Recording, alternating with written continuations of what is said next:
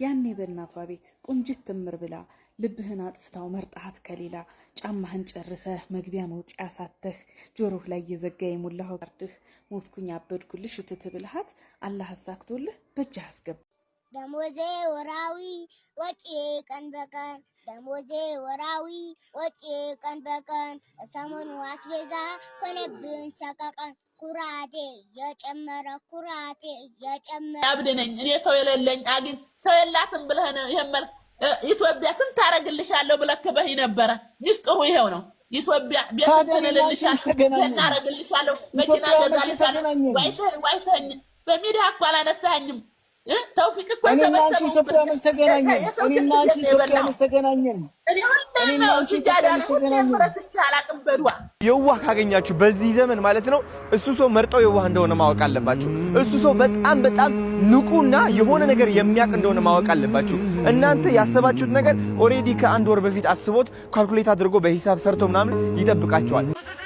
ከአንድ ብር ተነስታችሁ ከእንቁላል ተነስታችሁ ከሊስትሮነት ተነስታችሁ ከቀን ስራ ተነስታችሁ ሀብታም የሆናችሁ ሰዎች መሀል ላይ ያለውን ታሪክ ለምን አትነግሩንም? እኛም እኮ አሁን የመሀሉን ማለፍ ነው ያቃተን እንጂ ሁሉንም እናንተ የምትሉትን ሰርተነዋል። ነገሩን 1,500,000 ብር 1,400,000 ብር 1,300,000 ብር 1,200,000 ብር 1,100,000 ብር 1,000,000 አናቱ ላይ 950,000 ብር 850,000 ብር 750,000 ብር 650,000 ብር 550,000 ብር 450,000 ብር 350,000 ብር 250,000 ብር 150,000 ብር 100,000 የኢትዮጵያ ብር 500,000 የኢትዮጵያ ብር። የወንዶች ጫማ ቀውጢ ሆኗል። እንዳስተያየት ግን አላነሰም። ዋጋው በጣም አንሷል። ይሄን መግዛት እኮ እንችላለን። 1 ሚሊዮን ምን አላት? 1.5 ምን አላት? 700,000 ብር ምን አላት?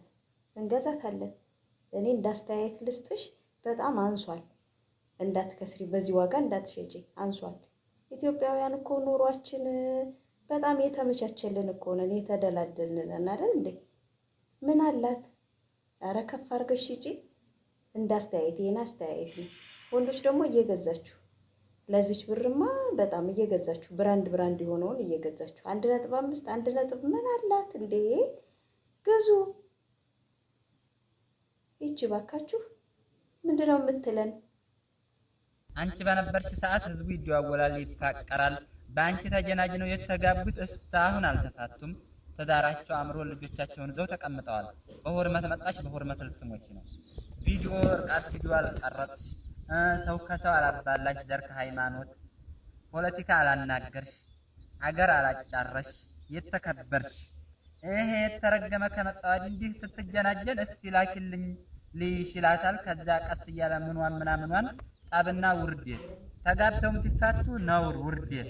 አንቺ ግን በጣም ባንቺ የተጋባ ነውና የተጋቡት ኡመቶች በጣም በሰላም እየኖሩ ነው። አንተ ህዝብን አጫርስ፣ ዓለምን አባላ። ዘር ከሃይማኖት፣ ሃይማኖት ከዘር፣ ሃይማኖት ከሃይማኖት፣ ዘር ከዘር እያባላህ ህዝቡን ጨርስ። አንቺ አላህ ይረሃምሽ። እንግዲህ ለጥቃችሁ ያያችኋት ሁላ ሰደቃዋን አውጡላት። ይሄው ተከፍና ቀብር ገባች በክብር። አላህ የራህማት። እኔም ሰድቅላታለሁ፣ እናንተም ሰድቁላት። መቅበርማ ይሄኛውን ነበር። እሱ ከመጣ ነው ሁሉ ነገር የተበላሸው። እንደተባለው ሰው ከሰው የሚባላው፣ ሰው ከሰው የሚጣላው፣ ዘር ከዘር፣ ሃይማኖት ከሃይማኖት መቼም በስልክ የተነሳ ነው። ቤታችን ቁጭ ብለን በስልክ የምንፖስተው፣ በስልክ የምናሰራጨው፣ ፌስቡክ ላይ፣ ዩቲዩብ ላይ፣ ትዊተር ላይ፣ በተለያዩ ሶሻል ሚዲያዎች በስልካችን ቁጭ ብለን በምንሰራው ስህተት ነው። የመጀመሪያዋ በተኗ ስልካችን ብትሆን ኖሮ ይሄ ሁሉ ጥፋት ባልመጣ ኖሮ። መቅበር ይሄኛውን ነው። ሁላችንም ብንቀብረው ደስ የሚለኝ ይሄኛውን ነው።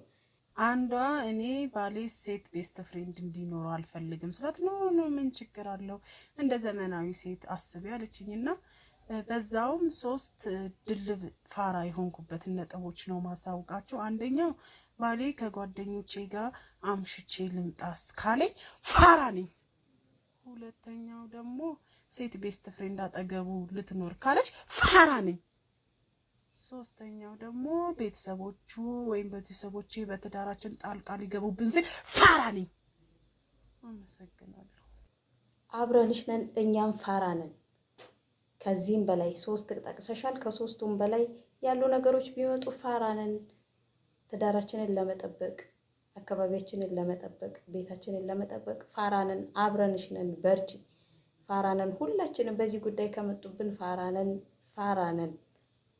10 ዓመት በሳውዲ አረቢያ ሰርታለች። ፋጡማ አህመድ ትባላለች። ታማ ልጅ ቶፊቅ በሚዲያ 23600 ሪያል አሰባስቦላት በእጇ ሰጣት። ሲሰጣትም ቪዲዮ ቀርጾ ዩቲዩብ ቻናሉ ላይ ይኸው አስረክብ ያለው ያዋጣችሁላትም ብሎ ቪዲዮ ቀርጾ ፖሰተ። ከዛ ያ በሆነ በቀናት ውስጥ ደግሞ ደውሎ የቀረጽነው ቪዲዮ ድምፅ ስለሌለው ድጋሚ ልንቀርጽ ነው ብለው አንድ ላይ መጥተው ገንዘቡን እንዳልታመምሽ ሰምተናል እና ጎረቤቶች አልታመምሽም ብለዋል ብለው በደንብ አስመርምራለሽ ትክክል ታማሚ መሆንሽ ከተረጋገጠ ይሰጥሻል ብለው ቶፊቅ 23600 ብሩን ወሰደና አይመኒታን ደውሎ ጠርቶ አይመኒታ አስመርምራት እና ትክክል እውነት ታማሚ ከሆነች ስጣት ብሩን፣ ካልሆነች ግን ብሩን እንዳሰጣት ብለውት ለአይመኒታ ሰጥተውት አይመኒታም እሺ ብሎ ወስዶ አስመርምሯት ታማሚነቷ እውነት በሽታዋ እውነት እንደሆነ ተረጋግጦ ዛሬ እመጣለሁ ነገ እመጣለሁ አሳክምሻለሁ፣ እውነት ታማሚ ከሆነች አሳክማት በብሩ ብለውት እሱም ዛሬ እመጣለሁ ነገ እመጣለሁ ብሎ ሳይመጣ ሳያሳክማት ቀርቶ በሽታዋ እየባሰባት ወደ ሞት አፋፍ ስትደርስ ብለው በሽማግሌ ተጠይቆ ከ23600 ድርሃም ላይ ሪያል ላይ 11000 ሪያል መልሶ አሁን 12600 ሪያል አለበት እና እኔ አሁን አገር ቤት ገብቼ በጣም ታምሜ በጣም ተቸግሬ ነው ያለሁት እና ባካችሁ አይመኒታ ጋር የቀረኝን 12600 ሪያል ህዝቡ እንድታከምበት ያዋጣልኝን አስመልሱልኝና ልታከም ብላኖች እናት እዚህ መጣችሁ እና ባካችሁ ሁላችሁም ለአይመኒታ ሼር አድርጉ። አብድ ነኝ እኔ ሰው የሌለኝ አግኝ ሰው የላትም ብለህ ነው ይሄመል ኢትዮጵያ ስንት አረግልሻለሁ ብለህ ከበህ ነበረ። ሚስጥሩ ይሄው ነው። ኢትዮጵያ ቤት ተነልልሻለሁ እናረግልሻለሁ መኪና ገዛልሻለሁ ዋይተኝ በሚዲያ እኮ አላነሳኝም። ተውፊቅ እኮ ሰበሰበው ኢትዮጵያ መች ተገናኘን? እኔና አንቺ ኢትዮጵያ መች ተገናኘን? እኔና አንቺ ኢትዮጵያ መች ተገናኘን? አላቅም በዱዋ አለቀተኝ። ምንም ምን የለኝም።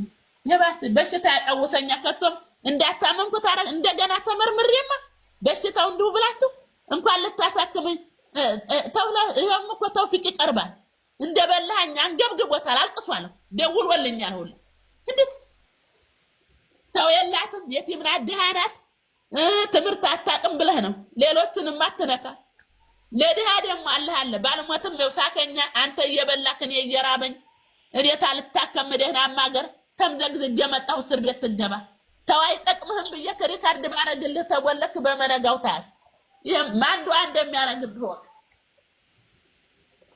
እኔ በጣም በእውነት በጣም ግራ የገባኝ ነው ሀቡ ማለት አሁን ፋጡማ ሜጋ መካዳ አይቸግርም ያለ አይፍረድ ቆይ ወላሂ የድሃን ገንዘብ የሚበሉ ሰዎች በጣም በጣም በጣም ያሳዝናሉ። እናዝንላቸዋለን። አይመኒታ ምን ነካው የዚችን የድሃ ገንዘብ? ወላሂ በእርዳታ ስም እየተሰበሰበ የሚበላ ጉድ ኢትዮጵያ ውስጥ አብዛኛው እርዳታ ሰብሳቢ ነን የሚሉ ለተቸገሩ ሰዎች እናደርሳለን እያሉ ከዲያስፖራው ማህበረሰብ የሚሰበስቡ ሰዎች አብዛኛው ሌባ ናቸው።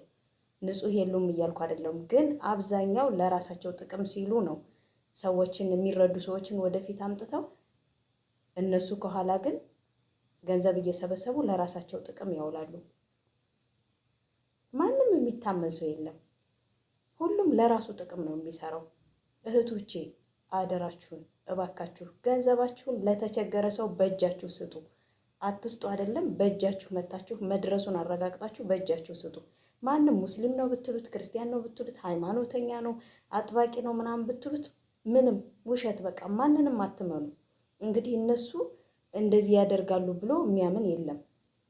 ግን እያያችሁ በምስክር ፊት እየተጋለጡ እየተዋረዱ ነው እና ድሆችን የሚያስለቅሱ የራሳቸውም ገንዘብ አይባረክላቸውም፣ መቼም ሰላም አይሆኑም። እንግዲህ የዚችን የድሃ ገንዘብ እህቶቿ የረዷትን መታከሚያ ተብላ የተሰጠችውን አለመመለስ፣ መብላት፣ ወደ ኪስ ማስገባት ምን አይነት ህሊና ነው? በጣም የቆሸሸ ህሊና ካልሆነ በስተቀር ተኝቶ አያድርም፣ እኔ እንደኔ ማለት ነው። ስለዚህ ውጭ ያላችሁ ልጆች፣ ውጭ ያላችሁ ሰዎች፣ እህት ወንድሞቼ ለእርዳታ ገንዘብ በሰው አማካኝነት አትላኩ። ብዙ ጊዜ ተደጋጋሚ እየተበላ ተረጂዎቹ ቅሬታ እያቀረቡ እየሰማን ነው። ታዋቂ የሚባሉ ሁሉ ሰዎች ገንዘብ ይወዳሉ።